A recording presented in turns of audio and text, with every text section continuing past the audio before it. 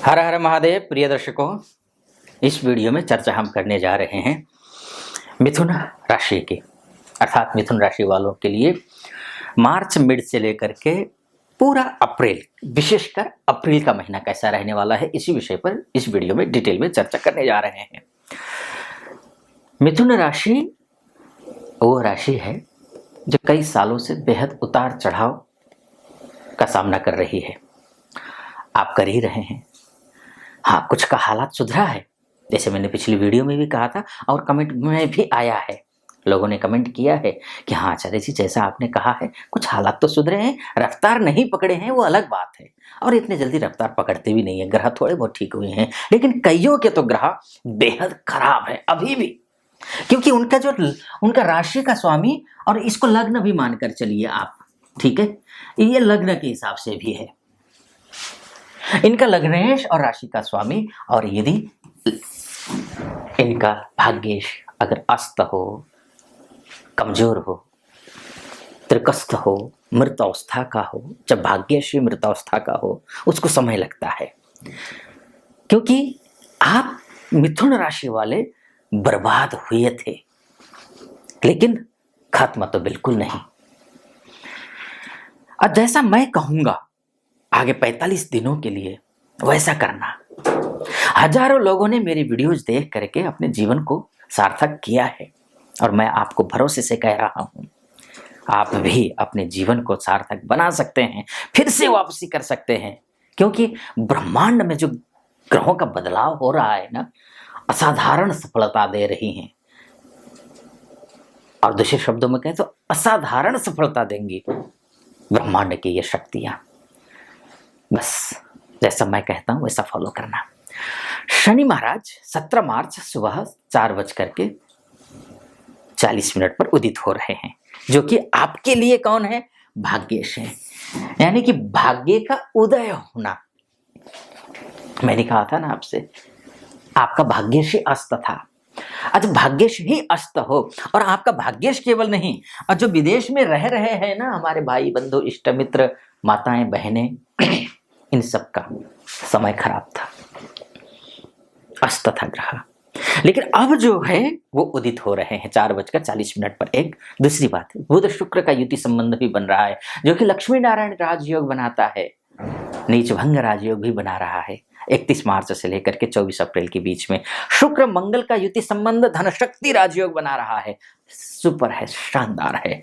शुक्र और राहु का युति संबंध भाग्योदय स्पष्ट करता है, ये भी बहुत अच्छा है, व्यापारियों के लिए शानदार है। कुछ अशुभ योग भी हैं, जैसे मंगल शनि का युति संबंध है, लड़ाई झगड़े इत्यादि करवाएगा।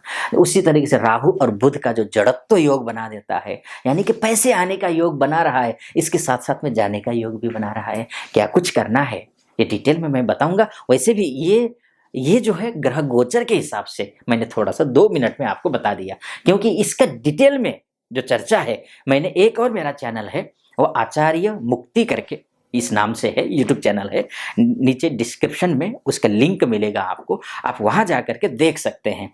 ग्रह गोचर के हिसाब से मिथुन राशि का क्या फल होगा उसमें मैंने बताया हुआ है, लेकिन इस वीडियो में मैं जो चर्चा करने वाला हूं वो है नक्षत्र ज्योतिष के हिसाब से। नक्षत्र ज्योतिष के हिसाब से क्या कुछ आपके साथ होने वाला है इन 45 दिनों में, इसका मैं डिटेल में चर्चा करूंगा। उससे पहले एक निवेदन है आपसे, अगर पहली बार मेरा वीडियो देख रहे हैं तो पूरा सुनिए, पहले मेरा वीडियो देखिए। अगर मेरा ज्योतिषीय विश्लेषण आपको सच के करीब लगे, 100% बिल्कुल नहीं बोलूंगा, क्योंकि ये मोटा मोटी तौर पर है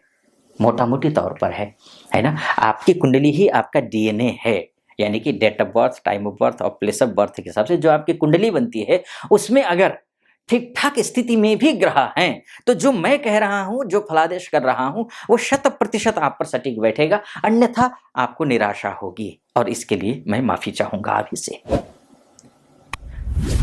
क्योंकि जो पूर्व शनि महाराज जो है ना, अब इससे शानदार और क्या हो सकता है बताइए ना। आपकी कुंडली में अगर ठीक ठाक स्थिति में ग्रह हो कि शनि यानी कि भाग्योदय हो रहा हो, भाग्योदय यानी कि भाग्य शनि जो है उदित हो रहा हो, फिर भी आप असफल हो, तो ग्रह तो कमजोर है कुंडली में। और उसके साथ साथ में शनि महाराज जो है 6 अप्रैल से पूर्वा भाद्रपदा नक्षत्र में गोचर करेंगे, जो कि किसका नक्षत्र है? वो गुरु का नक्षत्र है। और गुरु कौन है आपकी कुंडली में? ये कर्मेश हैं, और जब कर्मेश यानी कि भाग्येश प्लस कर्मेश, अब ये एक दूसरे के साथ जुड़ रहे हो तो फिर क्या चाहिए? भाग्योदय होना तो तय है ना। भाग्योदय भी हो रहा है और भाग्येश आपका शनि ये गुरु के नक्षत्र में जाकर के बैठा हुआ है 6 अप्रैल से। तो यहाँ भी आप व्यापारी हैं तो भी, आप जॉब करते हैं तो भी, आप निजी संबंधों में जुड़े हुए हैं, असफलता मिल रही है, कटुता आ गई है तो भी, आप विद्यार्थी हैं तो भी, आप घर बनाने की सोच रहे हैं तो भी, आप विवाह करने की सोच रहे हैं तो भी, आप विदेश जाना चाहते हैं तो भी, और जो विदेश में रह रहे हैं तो भी, सबके लिए अच्छा है, सबके लिए अच्छा है। और खासकर व्यापारी वर्ग के लिए तो मैं और भी ज्यादा अद्भुत बोलूंगा। और जो व्यापारी हैं और उसके साथ साथ में लॉयर हैं, उसके साथ साथ में सेल्स एंड मार्केटिंग का काम करते हैं, मैन्युफैक्चरिंग का काम करते हैं, और जो विदेश में रह रहे हैं, और जो विद्यार्थी वर्ग है जो यूपीएससी की तैयारी कर रहा है या फिर विदेश जाने के लिए आईलेट्स की तैयारी कर रहा है, उनके लिए अद्भुत है, ये शानदार है। अब उसके बाद आते हैं मंगल महाराज को। देख लो आप, मंगल महाराज क्या है, वो भी पूर्व भाद्रपदा नक्षत्र में गोचर करेंगे। अब पूर्व भाद्रपदा नक्षत्र क्या है? मंगल कौन है आपके? लाभेश हैं। अब लाभेश आपके किसके नक्षत्र में? गुरु के नक्षत्र में, कर्मेश के नक्षत्र में। यानी कि कर्मेश मतलब आप समझ लीजिए सीक्वेंस को, कर्म जो कर रहे हैं उसका भाग्य साथ दे रहा है, कर्म जो कर रहे हैं उसका भाग्य साथ दे रहा है, और भाग्य साथ किसमें दे रहा है? उससे लाभ मिल रहा है। और लाभ पैसे का केवल नहीं, लाभ हर प्रकार का। अगर आप रोगी हैं तो निरोगी होंगे, आप मानसिक रूप से परेशान हैं वो परेशानी दूर होगी, और जिस रीजन से परेशान है उस रीजन को खत्म कर देगा, उस परेशानी की जड़ को खत्म करेगा ये। और पैसा तो खैर है ही। मिथुन राशि वाले विशेषकर क्या है, आप जॉब में प्रमोशन नहीं हो रहा था, जॉब चेंज करना चाह रहे थे, चेंज नहीं हो रही थी जॉब, बिजनेस स्टार्टअप करना चाह रहे थे, नहीं हो पा रहा था, पैसे के इंतजाम नहीं हो पा रहे थे, विशेषकर पैसे से परेशान थे ना आप। हर क्षेत्र के लिए अच्छा है, ये शानदार है। अब आते हैं गुरु महाराज को भी देख लीजिए ना। गुरु महाराज कृतिका नक्षत्र में गोचर करेंगे, जो कि आपकी राशि और लग्न के हिसाब से जो कृतिका नक्षत्र है वो सूर्य का नक्षत्र है, और सूर्य आपका क्या है? पराक्रमेश है। सरकारी क्षेत्र में आप हैं या फिर शासन से प्रशासन से आपका संबंध है, या फिर आपका काम है, या पॉलिटिक्स से जुड़े हुए हैं, या ट्रस्ट है आपका, या एनजीओ है आपका, इसमें सपोर्ट करेगा ये। बस कुछ सावधानियां, वो सावधानियां क्या है?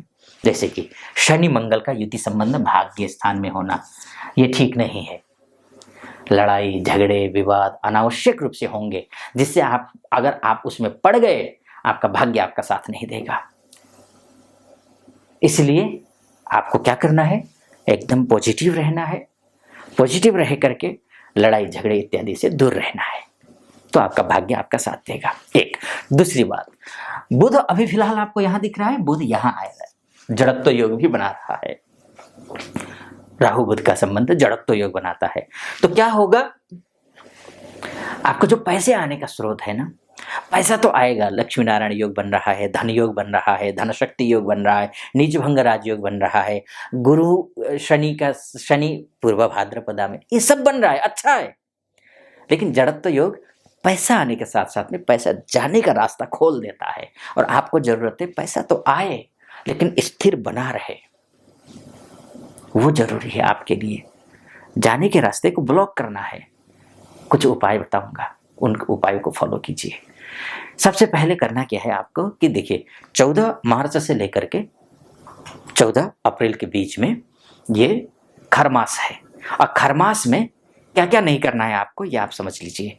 नामकरण संस्कार मत कीजिएगा, विद्यारंभ नहीं करना है, कर्णछेदन नहीं करना है, अन्नप्राशन नहीं करना है, उपनयन संस्कार होगा ही नहीं, ठीक है, कोई पंडित जी तैयार ही नहीं होंगे, और विवाह संस्कार के लिए भी मुहूर्त है ही नहीं, निकलेगा ही नहीं, क्योंकि करते ही नहीं है खरमास में। गृह प्रवेश के लिए भी शुभ नहीं होता है, वास्तु पूजा अवॉइड कीजिए, है ना। अर्थात जो संकल्प लेकर के कोई विधिवत तरीके से कोई मांगलिक कार्य करना हो तो वो अवॉइड कीजिए, नहीं कीजिए। दूसरी बात, लेकिन हाँ, जो नियमित रूप से पूजा पाठ करते हैं उसमें और अधिक मन लगाकर कीजिए, ये जरूर मेरा निवेदन है। एक दूसरी बात यह है, आप प्रतिदिन सुबह गणेश अथर्व शीर्ष का पाठ करिए, ये जरूरी है आपके लिए। गणेश अथर्व शीर्ष, इसका पाठ करना है आपको। ये करेंगे तो इससे क्या होगा, आपका जो भी कार्य में डिले हो रहा हो या फिर आपके लग्न कुंडली में मिथुन बुध कमजोर हो तो ऐसी स्थिति में ये ठीक रहेगा। बाकी तो ये मोटा मोटी तौर पर है, जैसे मैंने आपसे फिर से कहूँगा मैं आपको, ये आपके यानी कि आपके जैसे अर्थात मिथुन राशि वाले व्यक्ति 66 करोड़ 60 लाख से अधिक है इस धरती में, क्योंकि 8 अरब की दुनिया है। तो अब ऐसी स्थिति में सबके साथ एक जैसी घटना घटेगी ये तो जरूरी नहीं है। तो ऐसे में ये आपकी कुंडली के लिए मोटा मोटी तौर पर फलादेश कर रहा हूं। आपकी कुंडली ही आपका डीएनए है। अगर आप चाहते हैं कि विस्तार से वाकई में कुंडली में कुछ अच्छा होने का योग है या नहीं है, क्या होगा क्या नहीं होगा, अगर आप चाहते हैं डिटेल में चर्चा करना तो नीचे नंबर होगा, उस नंबर पे कॉल कर लीजिए, हमारे प्रतिनिधि से बात कीजिए, उनसे अपॉइंटमेंट ले लीजिए मुझसे बात करने के लिए, और निर्धारित तिथि पर आपकी और मेरी बात होगी और अर्थात आपकी कुंडली का विश्लेषण करेंगे डिटेल में। तो ये एक तो मोटा मोटी तौर पर बात है। दूसरी बात, सूर्य को अर्घ्य देना है आपको। अर्घ्य देने के लिए क्या करना है, आपको चंदन, चावल और फूल, तांबे के लोटे में जल लीजिए और ये तीनों चीजें मिला करके आप सूर्य को अर्घ्य दीजिए। अर्घ्य देते समय आपको क्या करना है, ओम घृणीः सूर्याय नमः, इस मंत्र का जप करना है आपको, ये भी आपको ध्यान रखना है।